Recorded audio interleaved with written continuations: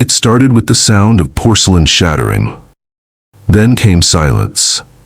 In the small apartment above a shuttered hardware store in East Boston, 7-year-old Sophie Ruiz stood frozen at the doorway to the kitchen. Her mother lay on the floor, motionless, one arm sprawled across a spilled cup of chamomile tea. Steam still rose from the broken mug. Elena's head had struck the cabinet on the way down. Blood now traced a thin line behind her ear. Sophie dropped her stuffed koala and stepped forward on trembling legs. "Mom?" No answer. She didn't scream. She didn't cry. She did what her mother told her to do if anything ever went wrong. Call Uncle Ryan. She climbed onto the counter, grabbed her mother's phone and opened the contacts list. Her fingers were cold. She misdialed, just one number off. The call connected. A man's voice came through, calm and low. Sophie hesitated. "I'm sorry? Is this Ryan?" "No. I need help. My mom fell. She's bleeding. She's not waking up. Please come." Then static. Damian Ward stood in the dark, barefoot on the polished concrete of his penthouse, phone still to his ear. The city glittered through the glass behind him, indifferent and distant. "Where are you?" he asked. The little voice hesitated.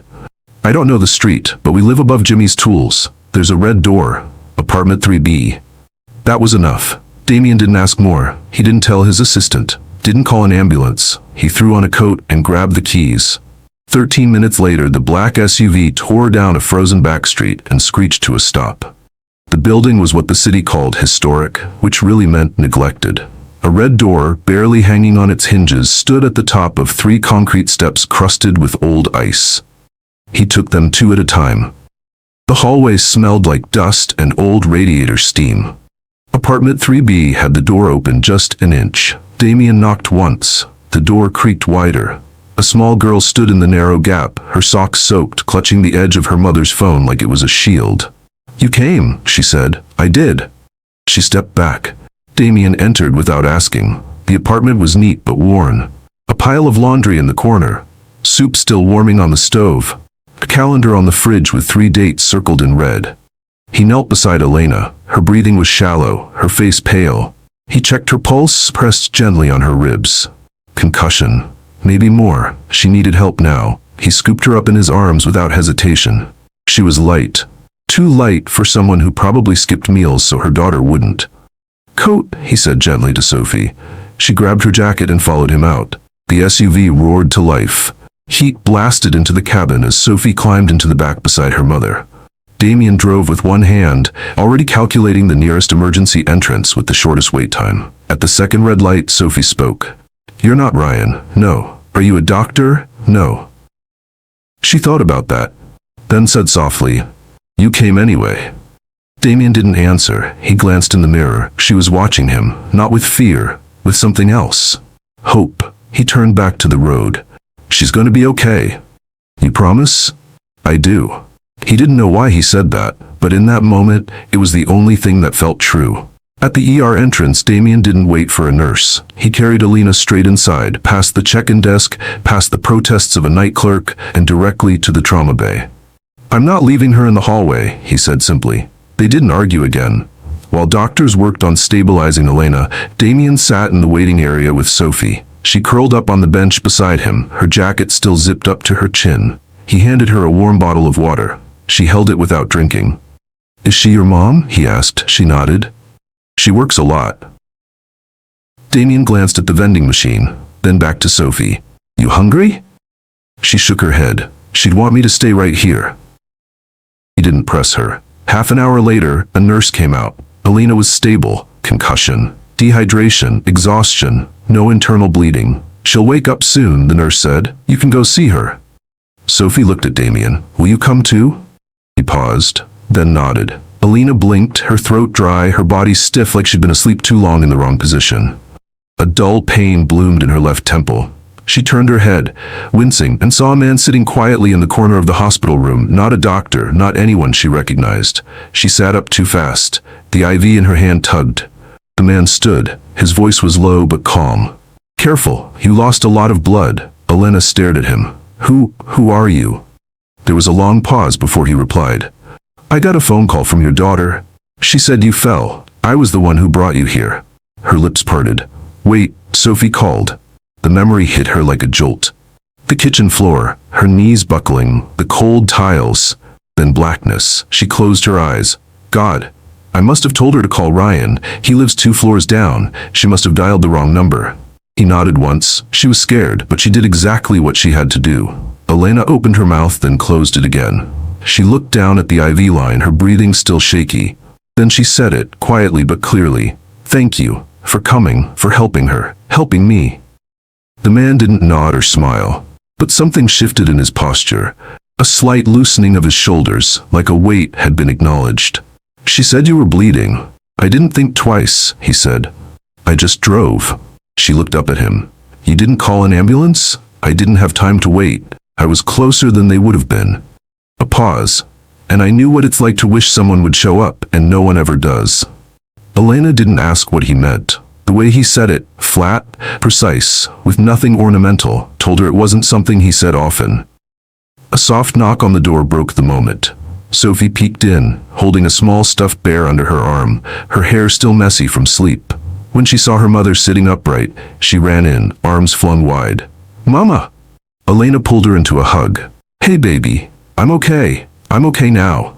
Sophie looked at Damian, then back at her mom. He came fast, just like in movies. His car was shiny and loud. Elena managed to laugh. She looked up at the man. I'm sorry, I didn't catch your name. Damian, he said simply. Damian Ward. The name made her blink. She'd heard it before, somewhere. But before she could place it, a nurse stepped in, clipboard in hand. Miss Elena, your vitals look good. We can discharge you within the hour, but we'll need someone to sign the papers. Elena turned to Damian, surprised. You didn't have to stay. I know, he replied. But I did. Then he reached into his coat, pulled out a folded paper. Discharge is done, and your bill is covered.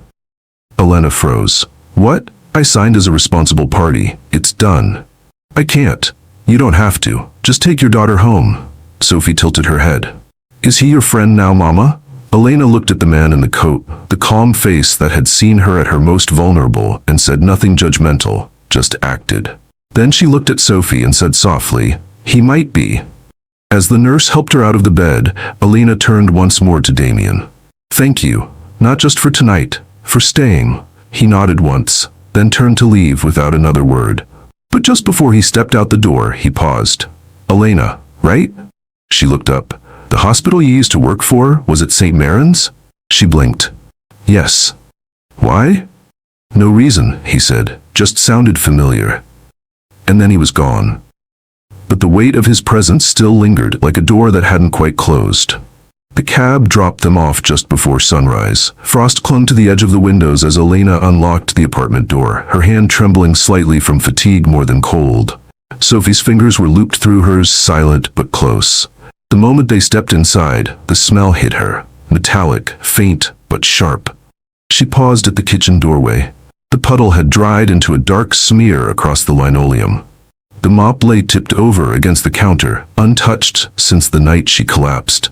Elena moved quickly, ushering Sophie to the bedroom. Get changed, honey. I'll make something warm. As soon as the door clicked behind her daughter, Elena dropped to her knees with a damp rag and began scrubbing. Each motion was quiet and focused. She didn't cry, she didn't think, she just erased. Halfway through rinsing the cloth, a knock came. Not a light tap. 3 solid, deliberate raps. She froze. Few people knocked on their door. Ryan would have called. Landlord wouldn't bother this early. When she opened the door, Damian stood there. No coat this time, just a sweater under a blazer and a paper bag in his hand. I brought some basic supplies, he said. Antiseptics, gauze. I didn't know what the hospital gave you. Elena blinked, caught off guard by his presence more than the gesture. You didn't have to. I didn't do it for thanks, he said simply. May I come in? Sophie peeked out from the bedroom, her smile quick and bright. Hi, Mr. Damian. Elena hesitated only a second, then stepped aside. He walked in, placed the bag on the counter, and took a slow look around the small apartment. His eyes paused briefly on the kitchen floor, then returned to hers. I meant what I said. Your daughter did something most adults wouldn't do in that moment. Elena leaned against the counter, arms crossed. She's strong, has to be. A beat of silence passed. Then Damian spoke again, his voice quieter this time. St. Marin's, that was your last job, right? She nodded. I was head nurse on the oncology floor for 8 years. You left voluntarily? No, she said, her jaw tightened. I filed a formal complaint after a patient died, an equipment error no one wanted to admit to. The finance board said it was an isolated issue. They shut me out before I could push further. Damian's eyes narrowed slightly. Do you remember the nature of the malfunction? Her breath caught. A cardiac monitor failed during a chemo-related complication. The alert never sounded. We caught it too late. He said nothing for a moment, then asked, You still have documentation? Elena studied him. Why do you care? Because that hospital receives funding from a foundation I once sat on, he replied. And the name St. Marin's has come up in more than one irregularity report over the past 2 years. I never looked into it. Until now. There was a shift in her face, something between disbelief and recognition. Damian continued, calmly but clearly. If there's anything you kept, anything official, I'd like to see it. Off the record. She hesitated, then turned, walked to a side drawer near the fridge, and pulled out a brown envelope, taped shut and labeled in her handwriting. Connor, 9/28th report. She handed it to him. I was going to submit it to the state medical board, she said. But by then I was already being pushed out. HR accused me of falsifying records. It never made it past legal review. Damian took the envelope and opened it carefully. Inside were incident logs, screenshots of internal emails, and one printout circled in red. A delivery receipt for defective monitors signed by the hospital's CFO. He read the name, then looked up. This signature, you saw it personally? No, she said, but the CFO signed off the supply orders for our floor. I assumed he'd have known. Damian folded the file closed. I know that name, he said. He worked on 2 of my early wellness centers. Both went over budget, both shut down in under a year. He didn't explain more. He didn't have to. Then, gently, he handed the file back. Do you trust me enough to keep this for now? Elena's gaze was firm. I don't trust easily, but I trust facts. If you can do something with it, quietly, then keep it. Sophie reappeared, now in a mismatched outfit and holding a stuffed panda under one arm. She looked up at her mother, then at Damian. Can he stay for pancakes? Elena let out the smallest laugh, the tension loosening just a fraction in her shoulders. Maybe next time, she said. He has important work. Damian gave Sophie a rare half-smile. Next time sounds good. He turned to Elena, a subtle seriousness returning. Someone buried this, someone with reach. If I find anything, I'll let you know, but if you remember more, call me, directly. He handed her a black card, no logo, just a number. And then he was gone. This time the door closed all the way, but what lingered behind wasn't silence, it was something new. Movement, momentum, a spark, something that felt dangerously close to hope. Damian didn't go home that night. He sat in his office overlooking the frozen river, the city lights casting a cold reflection across the glass. His coat was still on. The file Elena had handed him earlier lay open across his desk, each page lined with careful annotations, time-stamped records, and signatures that didn't quite match. At 2 a.m., the building was silent. Only the low hum of the server room and the occasional creak of metal from the heating vents kept him company. But Damian's mind was far louder. He wasn't thinking about quarterly reports or investor calls. He wasn't thinking about his tech empire or the board's demands for a strategic rebrand. He was thinking about Elena, and the way her hands shook slightly when she passed him the folder. But her eyes stayed steady, the kind of steadiness that comes from being ignored too long to waste time begging for belief. He reached for his phone and dialed a private line. One ring. Jonas. He said as soon as it connected, I need a complete audit of the Westwood Medical Fund, full grant history including subcontractors. Tonight. The man on the other end didn't argue. He knew the tone. I'll start pulling it now. Damian hung up and leaned back, rubbing his eyes. He hadn't slept since the night of the call, and even before that, he hadn't really rested in months. Years. Maybe. A beep flashed on his screen. Internal investigation. CFO Westwood Health Initiative. He clicked it open. The name stared back at him. Andrew Callan. That name had surfaced once before. Callan had been the CFO on 3 separate wellness projects Damian had invested in back in 2018, 2 mobile health clinics and a rural diagnostics pilot. All 3 had failed within 18 months. Budgets ballooned, outcomes vanished. He'd written them off as market inefficiencies. But the name wasn't coincidence anymore. Not now.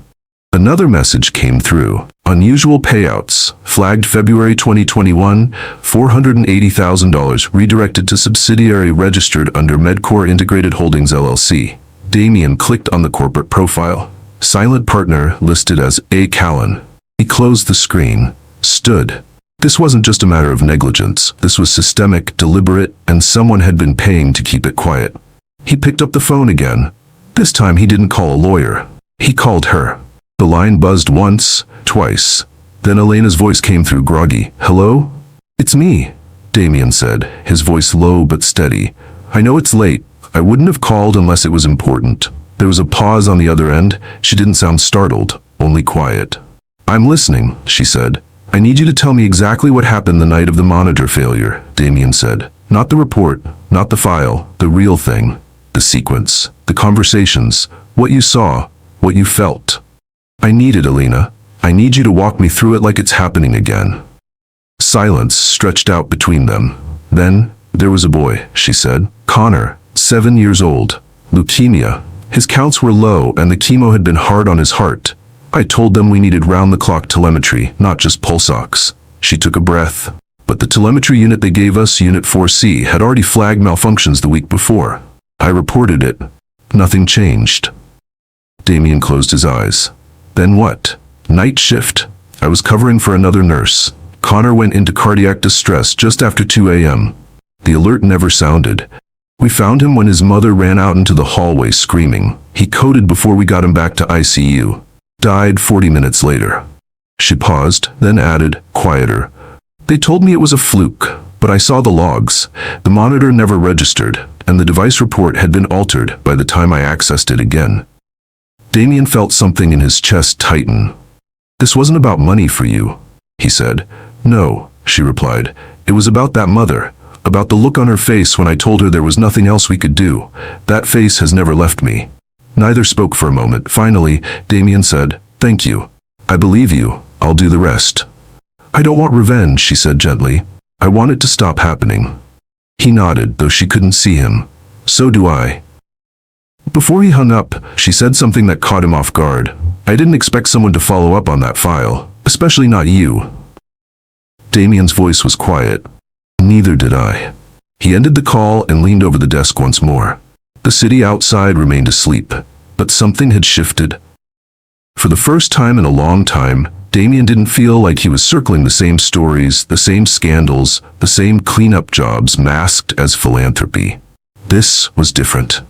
This mattered, and he wasn't going to stop. The boardroom at the 47th floor of Lucent Core's Midtown Tower had never seen Damian Ward in silence for this long.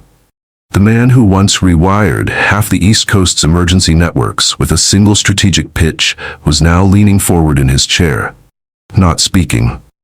He stared at the beige folder lying between him and Charles Whitmore, a seasoned board member and co-founder of one of the early venture groups that had believed in Damian a decade ago. Charles adjusted his reading glasses, flipping through the printed sheets Damian had brought without a word. "These aren't public records," he said quietly. "No," Damian replied, voice flat. Charles kept reading. Names, timestamps, transfer logs, screenshots of internal dashboards from the hospital's funding allocations. At the end of the packet was a single-page letter, unsigned, dated 7 years ago, written by a nurse who had refused to look away from a fatal monitoring error. "Elena," Charles read the name aloud. "You've been thorough." "She didn't send the letter," Damian replied. "She kept it hidden. Until 2 nights ago." Charles didn't lift his eyes. "What does she want?" "Nothing," Damian said. "That's why I'm here." A long silence passed. In the distance, the Manhattan skyline throbbed in its usual rhythm, unaware that somewhere in this room, the walls of a major health fund might be shaking. Charles finally spoke. "Damian, if even half of this is true, we're not talking about a compliance error. We're talking about criminal concealment. Funds misappropriated during patient fatality investigations. The CFO signed these?" Damian nodded once. "Publicity like this, it won't just damage Lucent's image, it could tank every joint initiative connected to that fund. Lawsuits, class actions." Charles leaned back. "Then what are you doing?" "I want the truth to be acknowledged internally. I want that man removed and the records audited. No fanfare, no press conference, just justice." Quietly. Charles studied Damian's face. For a moment, he seemed to see not the sharp executive Lucent stockholders feared and admired, but the version of him that had disappeared from the headlines 2 years ago after the disastrous AI pilot rollout that cost lives, reputation, and nearly his sanity. "You want to protect the nurse," Charles said. "I want to protect what's left of decency in this system," Damian replied, and his voice had no tremble, no fire, just a low, steady determination. "She spoke up once and lost everything. I won't let that happen again." Charles closed the folder and slid it back across the table. He tapped 2 fingers on the cover. "I'll start with the audit committee, but this stays off the books until we get clean verification from legal. If this leaks—" "It won't," Damian cut in. "I've already spoken with Catherine from compliance. She's standing by with redacted backups. No digital trail." Charles let out a breath. "God, you really don't sleep, do you?" Damian offered a dry smile. "Not when good people bleed in the shadows." Outside, the city lights flickered against the clouds. Damian stood up, shook Charles's hand once, and left without another word. That night, in his apartment, he sat on the floor with the folder open again. He didn't look at the numbers. He looked at the letter, at the hesitant handwriting of a woman who had once believed in a system that never protected her. And he thought, if Sophie hadn't called the wrong number, none of this would have surfaced. He didn't believe in fate, but he believed in small chances. And this time, he wouldn't waste one. The knock came just after 9. Elena opened the door to find Damian standing there, coat still unbuttoned, eyes shadowed with something heavier than exhaustion. She stepped aside without a word. Sophie was already in bed, the soft hum of her nightlight buzzing faintly from the next room. In the kitchen, Elena poured 2 cups of tea and slid one across the table. "You found something, didn't you?" Damian nodded, placing a folder on the table, this one thinner than before, but somehow heavier. "Elena," he said, voice low, "I want you to come back with me, not to St. Marin, not as a nurse. I want you as a temporary independent advisor. You're the only one who knows the inside of that system and isn't tainted by it." Elena didn't move, her hands gripped the edge of the table. "No." Damian blinked. "I haven't even explained." "I don't need you to," she cut him off. "I lived it. I remember every hallway, every emergency shift, every name they erased. You think I don't want justice? I do. But I also want to protect what's left of me." Silence spread between them like a crack forming in glass. Damian's voice softened. "I wouldn't ask if I didn't believe you were the only one who could hold the truth together." "That's not fair," she whispered. "You want me to walk back into the place that broke me, into the system that rewarded silence. Do you know what it takes to get out of that and stay sane?" Damian didn't answer. It was Sophie's voice that broke the silence. From the hallway, small and unsure, "Mom?" Elena turned. "You should be asleep." But Sophie stepped forward, clutching her stuffed rabbit. Her eyes flicked to Damian, then back to her mother. "If you help them, will the bad people stop hurting others?" Elena's breath caught in her chest. She looked at her daughter, the reason she'd stayed quiet all these years, the reason she'd wanted a simple life, away from headlines and meetings and moral compromises. Then she looked at Damian, waiting, not pushing. She closed her eyes and exhaled. "All right, I'll do it." Damian didn't move. "But I have one condition," she said, standing straighter. "I don't do this for you. I don't do it for your company or your board. I do it for the patients who never got a second chance. And when this is over, I walk away." Damian nodded. "That's all I hoped for." Later that night, in his car, Damian called Jonas. "She's in," he said. Jonas didn't celebrate. "Then I hope she's ready, Cord, because what I just pulled from MedCore's old shell accounts links them back to a second facility, a rural palliative center in Vermont. Guess who signed off on the transfer approval?" Damian's grip on the steering wheel tightened. "Andrew Callan." "Exactly," Jonas said. "We're not just looking at embezzlement. We're looking at patient neglect for profit." Damian didn't speak for a long moment. "Then, start building the map. Trace every connection. But keep Elena's name out of every report." "Already done." In the apartment upstairs, Elena sat at the dining table long after Damian left. The folder lay unopened in front of her. Her tea had gone cold. She reached into the kitchen drawer, pulled out her old hospital ID, and stared at it. Then she put it down and reached instead for the red spiral notebook she kept beneath Sophie's coloring books, the one with notes, charts, initials, everything she'd once thought she'd burn. She opened to the first page and started rewriting history, this time with no intention of hiding it. The sun had barely risen when Jonas stepped into the private office on the 12th floor, a file pressed to his chest and a weariness in his eyes that spoke of too many hours combing through digital dust. Damian stood at the window watching the street below, silent. He didn't turn around. "You should see this," Jonas said, placing the folder on the glass table between them. "It's the break we needed." Inside, stapled between pages of ledger exports and audit trails, was a scanned PDF, a transfer authorization from St. Marin Hospital dated December 17th, 2021. Signed, Elena, stamped, approved by CFO Andrew Callan. The problem was, Elena had never worked the finance department, and she never signed off on anything beyond medical purchases. She certainly hadn't been on duty the night that form was time-stamped. Damian's hand clenched around the folder. "She told me she never touched anything like this." "She didn't," Jonas said. "I had her signature from an old HR file. The loops are wrong. The baseline's too steady. It was forged." A long pause filled the room. Then Damian spoke, voice low and sharp. "We send it now, today." He picked up the phone, not to call legal, but to call Elena. Her voice was calm. "I'll meet you at the apartment. I want to see it myself." The apartment smelled faintly of cinnamon and old radiator heat. Sophie was at school, the silence unusually thick. Damian laid the document on the kitchen table. Elena read it slowly. Her jaw didn't tighten, her hands didn't shake. She only blinked once, and that was when she saw her own name forged in tight, unnatural loops. "I don't remember anything about that night," she said quietly, "but I know I didn't sign this." "I know," Damian replied. He paused, watching her. "I should have known they'd use your name.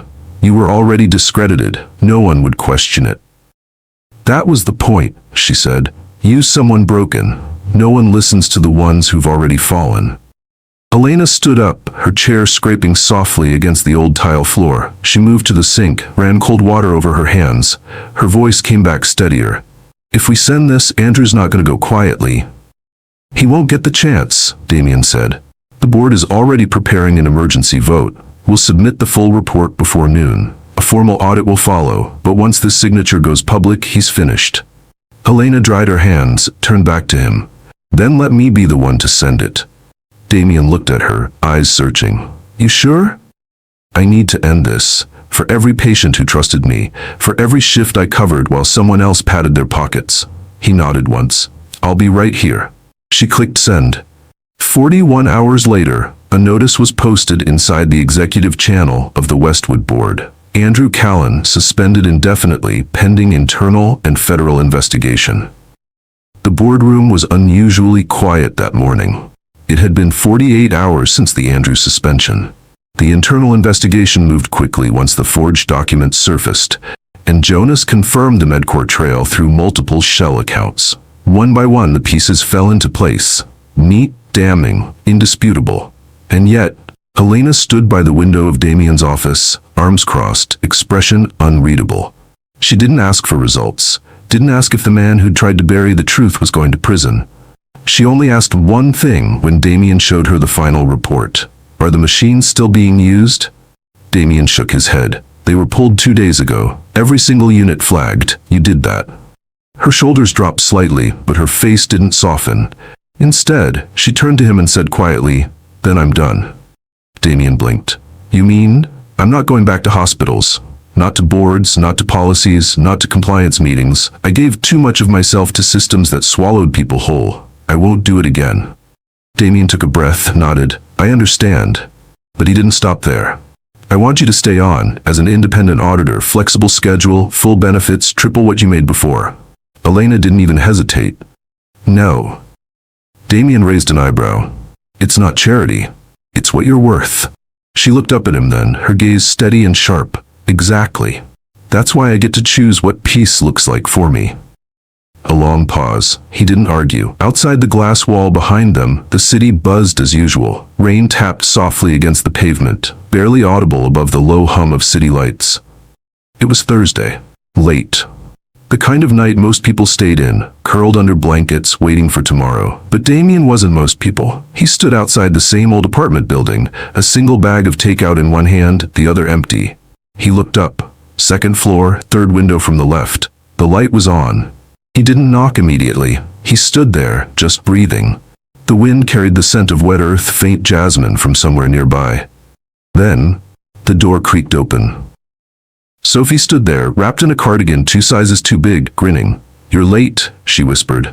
"I know," Damian said, stepping inside. In the small kitchen, warm light pooled over worn countertops. Elena stood barefoot, stirring something on the stove, hair tied back, no makeup. She turned, saw him. Their eyes met. No dramatic music, no sweeping monologues, just silence. The kind that meant something had shifted, not just in the room, but in them.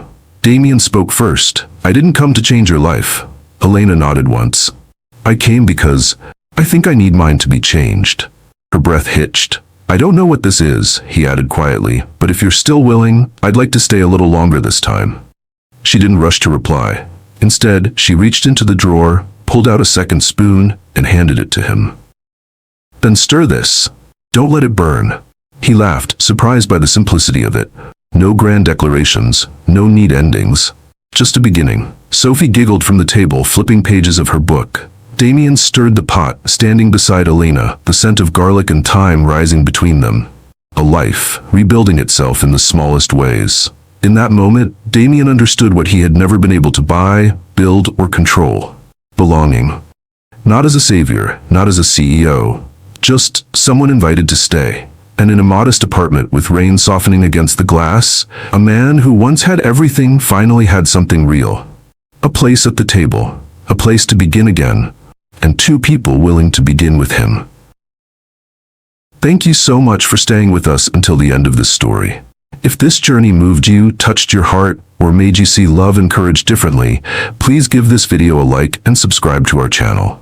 New inspiring stories are waiting for you here every day. Stories that heal, surprise, and stay with you.